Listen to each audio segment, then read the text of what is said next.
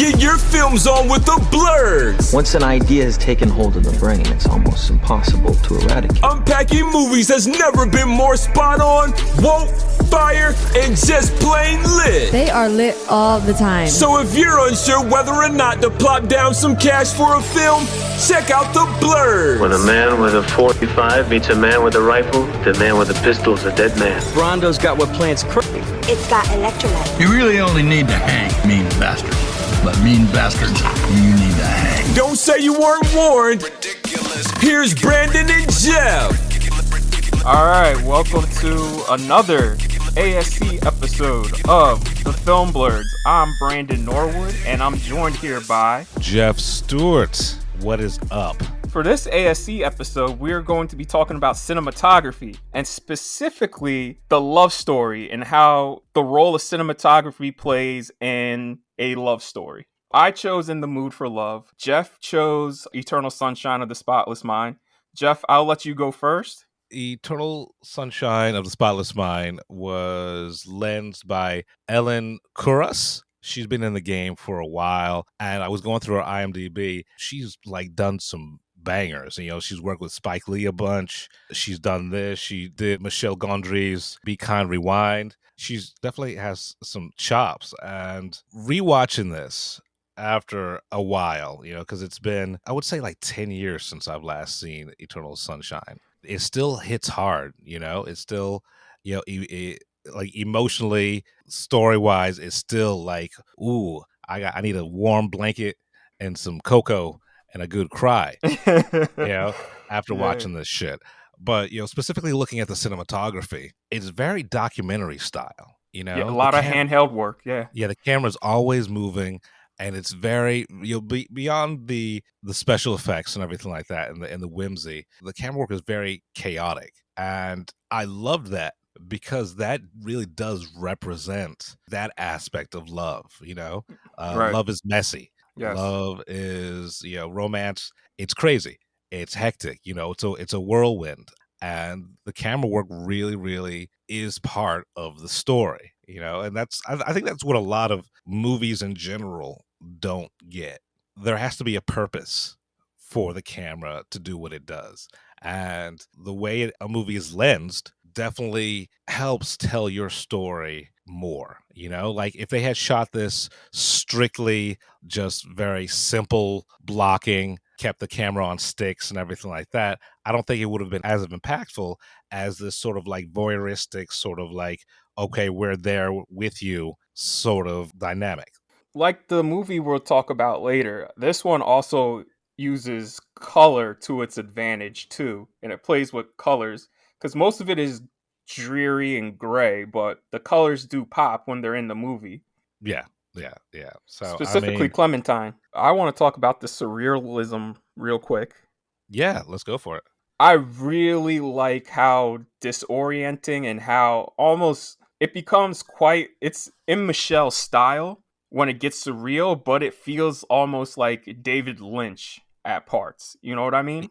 You know what? I was thinking that watching is Michel Gondry filtered through David Lynch. Yes. The surrealism, the chaotic nature of it, like I said before, that's love. It's crazy and it upends you and you don't know what's left or right. You can't even trust your own memories. Yeah, absolutely. I really like there's a part where Joel is literally pulled away from Clementine and it's nothing but black except this spotlight on Joel's face and as he's being pulled away. And that is one of the most striking shots of the movie. And it's just, it illustrates really not only what's going on in the moment, but the character's headspace too. Right. It's tunnel vision. Yeah. It's a visual representation of literal tunnel vision. I mean, I know we're supposed to concentrate on cinematography, but this movie, it's so well acted. We forget that Jim Carrey actually has acting chops. This cast is stacked too from top to bottom because it's not I've forgotten how many people were in this thing. Right, because it's Elijah Wood, Kirsten Dunst, Kate Winslet, Tom Wilkinson, Mark Ruffalo, looking like a baby. And that's the thing is every single one of these characters is going through something related to love. And it shows just how messy and how heartbreaking it could be at times. Yeah, the decision to go handheld, the decision to almost make the memories like film. Yeah, yeah, You know, absolutely. with with the film burns and everything like that. Yeah, Film is forever unless you cut it up, but memories are sort of nebulous sort of thing. that's a good parallel, Jeff, to film and digital photography. Yeah, Film is forever, and digital photography, it's here today, gone tomorrow.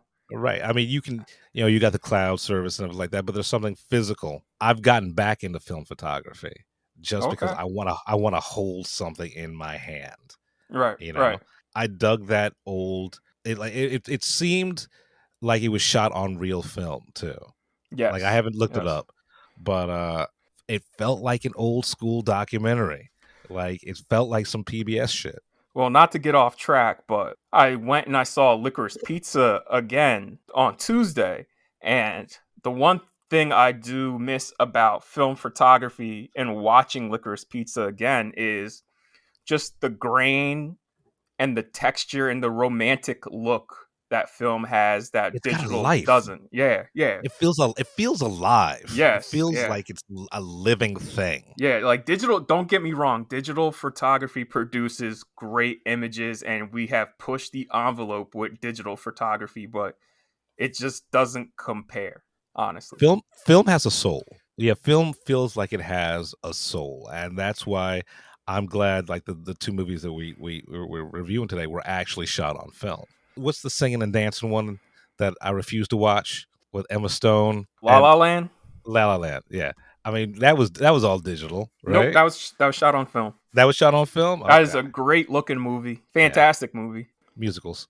Yo man, Uh, you love some musicals this year. Check it out, I, bro. I mean, I mean, this has been the year to prove me wrong when it comes to musicals. So maybe I need to start getting back in. Like maybe I should jump in and just like do all the fucking musicals.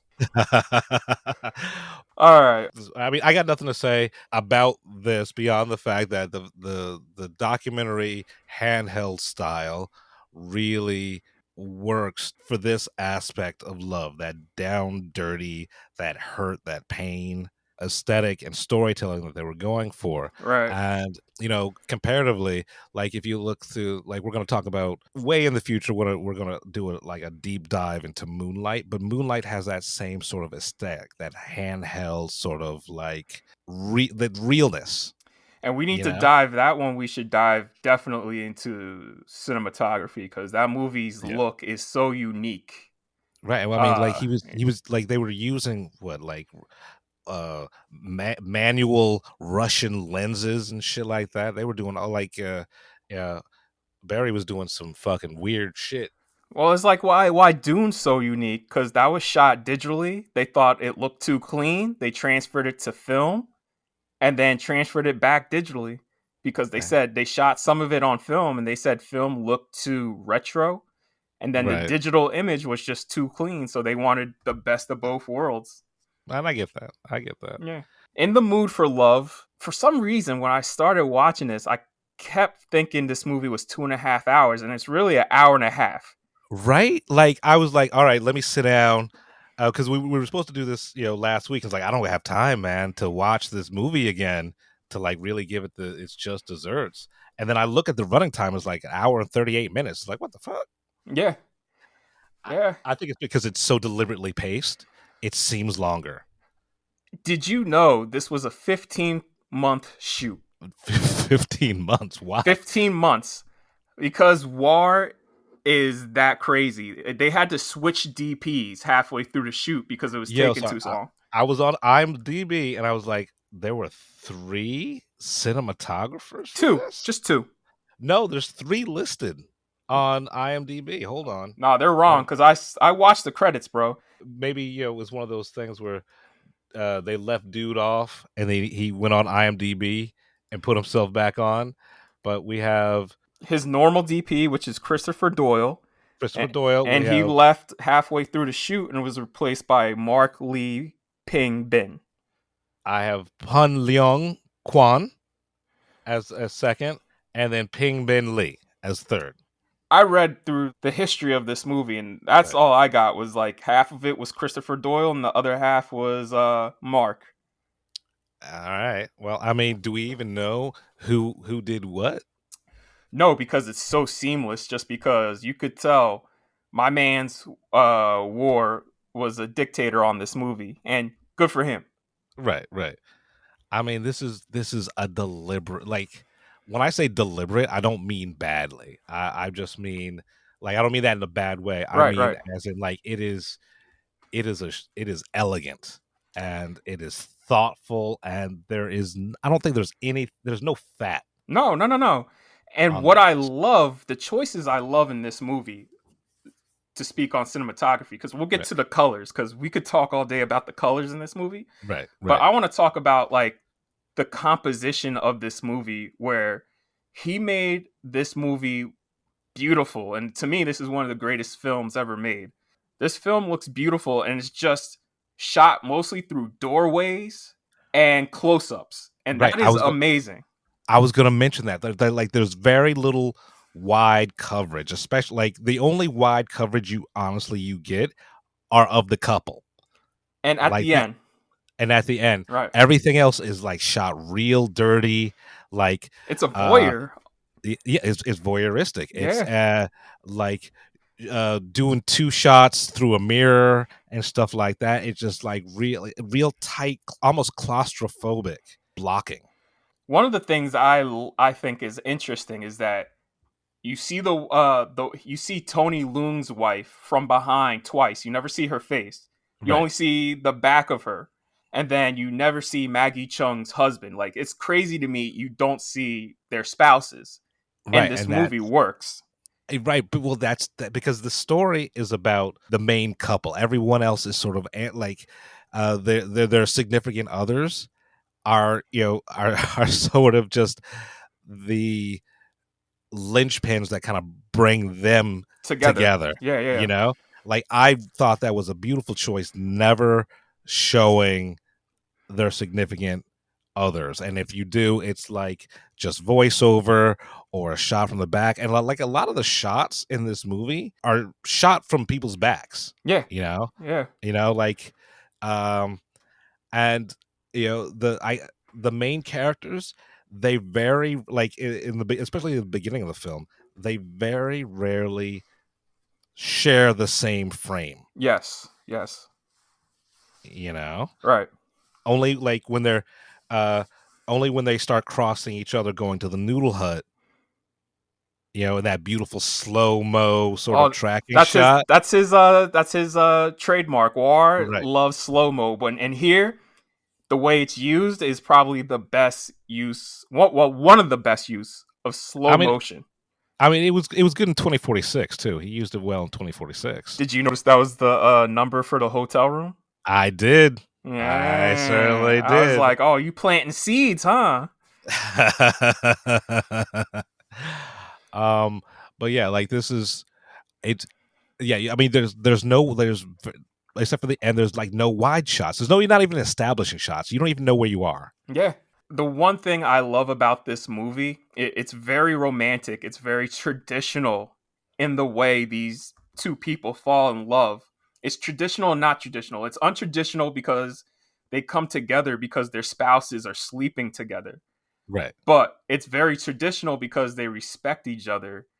It's And an actual courtship. yeah, and you see them actually becoming friends and then falling in love, and they can't. It is so sad to see that they can't consummate this relationship because they're married and they want to Right. do better than what their spouses are doing. This movie's PG, and it's probably one of the sexiest movies without sex or any intimate touching. Like, the most intimacy you get is when they're riding home in the back of the taxi and they're just sleeping on each other. Right, right. There's no Um, hugging, there's no kissing. Like, this is a well, very sexy movie without the intimacy. without the physical contact, but, Yeah. like, I mean, that's, sometimes that's sexier. Yeah. Is that want, Yes. like that just deep need, and and sort of like this is. I'm glad you chose this one and I chose the other. Eternal Sunshine, because they're both spectrums of what love can be. Yes. Like uh Sunshine is Spotless Mind is very visceral, very just like animalistic, Mm-hmm. like passion. And this is that slow burn, that Yes. longing, Yes. that like I'm building something. And it I'm builds trying to build something. and it builds to like probably one of the most powerful final moments in a film where you get that payoff from the story that he was told earlier in the film, and Right. then to that montage with that music. And it's sad, but at the same time it's creepy because they have that shot from behind where he's whispering to the wall from far away, and in just out of frame is the Buddhist monk watching him. Right. Yeah, I mean, it's like I said, it's very, very deliberate. It's very like everything was thought out. Especially the two use. I want to talk about the use of the colors red and green. Like, Right. I've noticed the beginning of the movie, it alternates between red and green. Like green, sometimes she'll wear a green dress, sometimes she's in a red dress, and then the colors start to kind of come together once they start coming together, if you've noticed that. Right, like her outfits would sort of like combine like green with the red string, like with the red ribbon And going his through it. Yeah. ties would be like Yeah. green or red. I Right. noticed that the office that she worked at was green, had green blinds. The walls were green, and where he worked at, it was like red and tan almost. It was like the way, and Aren't there apartments even green and red? yeah. And like I think they said Maggie Chung wore like over 50 dresses tailor made for her, and they shot her in all the dresses, and not all of them made the final movie because that is Okay, that much footage. Like the first cut of this movie is 2 hours and 10 minutes, really? which is short considering that they shot all this shit for 15 15 months. months. Up until they shot right up until 2 days before it premiered at Cannes, where the Cannes Word. president's like, "Yo, so we getting this movie or not? Because you gotta hurry up, bro." I mean, I've been there before. I've cut a movie right before I had a premiere. I mean, hey, sometimes you gotta do what you gotta do. Hey, that's Return of the King. They were editing that movie right up until an hour before it premiered. Oh shit! Yeah, man. Oh, that's indie as fuck. Yeah. Peter Jackson got away with a lot with that trilogy. Would you say the end is heartbreaking for you? Yeah. I don't like happy love stories. I like depressing, like leave you wanting more and sad love stories. So this is right up my alley. Oh, so then you should definitely watch La La Land. Oh yeah. Yeah. Oh, all right. I thought it was all singing and dancing and happy white people. But if it's got a sad as fuck ending, I'm about it. I will say the other thing I noticed for the green is during the slow motion where it starts to rain and you see him Mhm. hide in the alleyway and she's hiding at the noodle shop. You Right, know right. that street light they always pass? That's on Yeah, the yeah, yeah. corner? Yeah. Well, the one that's the lantern that's right above those pamphlets that are posted on the wall, right? Yeah. Yeah. That's green. Oh, Yeah. shit. Okay. Yeah, man. I want to like this and the red shoes, like watching these movies so close back to back, it makes me going forward want to use color more in my Well, movies. well, man, like you've seen my work, my photography and shit like that. I will throw a color. Like I would throw all the colors in there.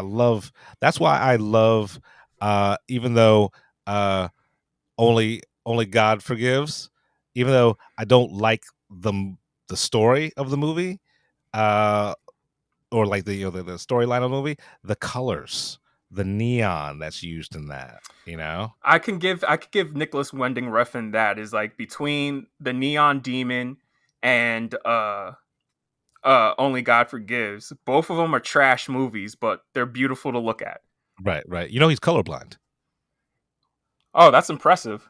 Yeah, so that's why he uses those. Like, I think. I mean, I could be a rumor. I think I read this somewhere. I think he's colorblind. That's why he uses those, like, stark, oversaturated colors in his work, and you could even see it back to where back in the day when he first came on the scene with the Pusher trilogy. Yeah, Pusher Trilogy is amazing. Yeah, didn't they try to remake that once? They did. Yeah, how was that? I I didn't didn't watch check. it. I don't watch it. care. Yeah, like that. Speaking of colorblind and color, Christopher Nolan, he's colorblind. That's why Oh, is everybody, yeah, that's why everybody was so impressed with Tenet, especially the photography of Tenet, because that heavily relies on the colors of red and blue. Right. So it's interesting to me he made a movie that revolves around red and blue Oh, I had no when you're idea. colorblind. Yeah. So, but yeah, man. I don't trust anybody who tells me In the Mood for Love is a bad movie. And honestly, if you came up to me and you said, I don't like it, it's a good movie, but not for me, I'd be like, okay, sure. All right, I fair get enough. that. That's fair. But if you come up to me and tell me it's a bad movie, I literally don't want to hear your opinions on fucking movies again. Right. It's you have to be able to separate how you feel about a movie from what they have achieved with the movie. Right. Like, it's a good movie. Right. You may not like it, and I get it. Some people like cucumbers better pickled. I don't know.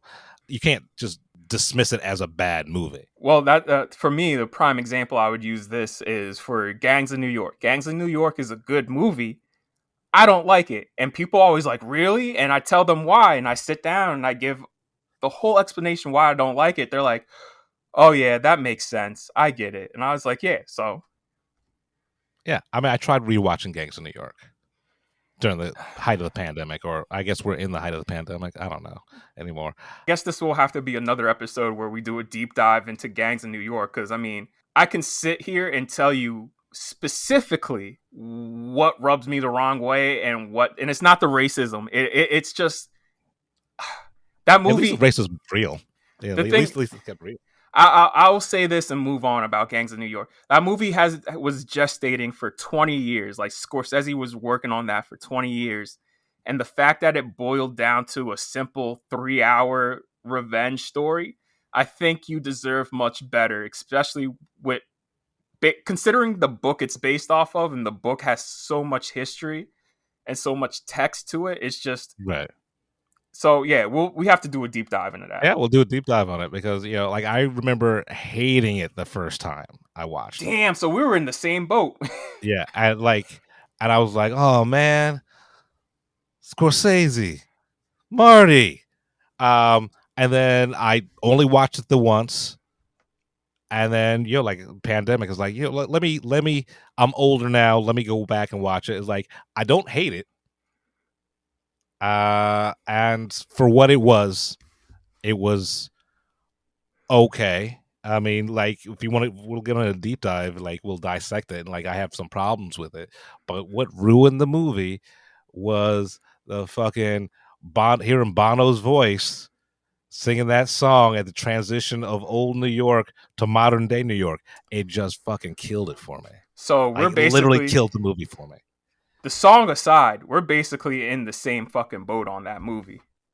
Because I did the same thing as you. I did the same thing as you last year. So. Yeah, I mean, it's flawed, and I like it better than I originally did. But like, it's not top tier for me. Real quick, one of the things I do think that adds to the sexiness of In the Mood for Love is that you have Maggie Chung and Tony Leung, and those are two of the most beautiful people on earth. And they're still sexy. Yeah, like, Tony Leung was just. I haven't seen Maggie Chung. Maggie Chung even said she stopped working so much because she's like, I'm never gonna top that movie, and what else am I gonna do? Tony Leung's been working consistently, and he made his first American film this year with yeah. Shang-Chi, and I hope brother, I hope you come back to America and make another American film because we got you, man. Like yeah, we you come see us. yeah, man. We'll help. We'll make something good for you. I'll be real with you. Tony Leung to me is one of the greatest actors of all time. Like all the movies I've seen him in, I'm just like, this dude. I mean, he has it. The looks, the charisma, just the chops. Like he could be a good dude when he needs to be, but then when he needs to be like a villain, he's a scary guy. Like he's Asian Cary Grant. If you look at him, he's Asian Cary Grant. Yeah, man. His range is so wide, you know? And like here, and especially in The Move for Love, he's so young and he's so like handsome. It's just their faces, especially the close up on their faces, it's just striking. Like it grabs you because I'm just not used to seeing pretty people shot like that. Like let's talk about the close ups, right? I love how they're not even the close ups are not even dead center. They're always askew. They're always like profiled and like just a bit askew, and it's just like it's sort of unsettling. I don't think unsettling is the word. It's building tension. Right, it's the tension. Yeah. Yeah. The one shot I know this is the shot that sticks out in my mind, which is sex without sex. The shot of Maggie Chung just staring off into space and she's leaning against the doorway and Tony Leung is like leaning on the opposite side of her, just staring at her. And she eventually turns and looks at him and they have that look. And I was just like, yeah, that's the look. That's like fucking romance. Yeah, everybody's had that look between two people where you just look at each other and it's like, oh, we doing this? Yeah. Or like, like that's the look. And I love it because it's in slow-mo. She walks right past him and he turns around and looks at her and just follows her. And you just know, like, man, if there was going to be a moment, it was that one. You know? I mean, it's a sexy shot. Honestly, my favorite shot of the whole entire fucking movie is when Tony Leung's just smoking in his office. That's just like a beautiful, just composed, lit, slow-mo shot with the smoke. I'm a smoker, so I mean, I'm a sucker for seeing other smokers, on screen. And it's like, oh goddamn, that's why I smoke. It looks so fucking elegant and sexy. Man, I watching this again, I'm just like, bro, I'm gonna have to watch this another time just because when you watch a movie where you see next level filmmaking, like Fellowship of the Ring, like Dune, like Moonlight, where you want to sit down and go in frame by frame. Like that's what I want to do here is go in frame by frame and just study this. And the thing is, it's not flashy. No, it's I mean, there are quick cuts. I will give you that. Like the cutting at the beginning. It's very frantic. But it slows down. I don't think a cinematographer with a modern day sensibility would have been able to keep the camera as still and linger as much as it did here. I will say, I don't think any modern day director could make this movie. And I don't think this movie could have came from America. I'm not going to say another director couldn't have done it. We have some people in the wind that, could probably pull this off as well. I would definitely agree with you that like an American director doesn't have the sensibilities that it takes. Yeah, man. We could. These are the movies we chose to highlight romance. This is honestly, this is one of my all-time favorite movies. We could have chose Casablanca, but I mean that movie's been talked about to death. I mean, Jesus. Right. Also on the list, we were gonna I was thinking about doing Moonlight. I was thinking about Citizen Kane because Citizen Kane is a love story.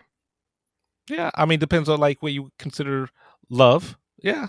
I mean, it's not love between two people. It's love between lost innocence. Yeah. So there's also what you define as love. I also was thinking about maybe Brokeback Mountain. Oh man, I have to revisit that. I haven't seen that since I saw it in theaters. Like I need to revisit. Ang Lee's underrated, bro.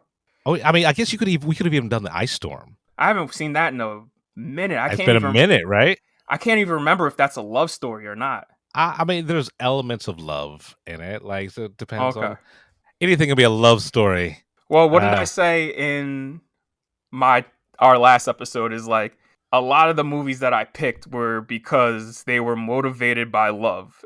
And that's what, at the end of the day, that's what drives most people to do what they're doing, whether good or bad, you know?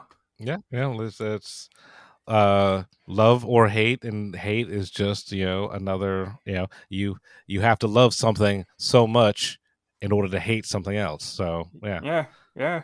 So, yeah. There you go. That's our ASC episode on love and cinematography. We will be back with 3 more. You can't get rid of us. We're going to talk all sorts of shit about all sorts of shit.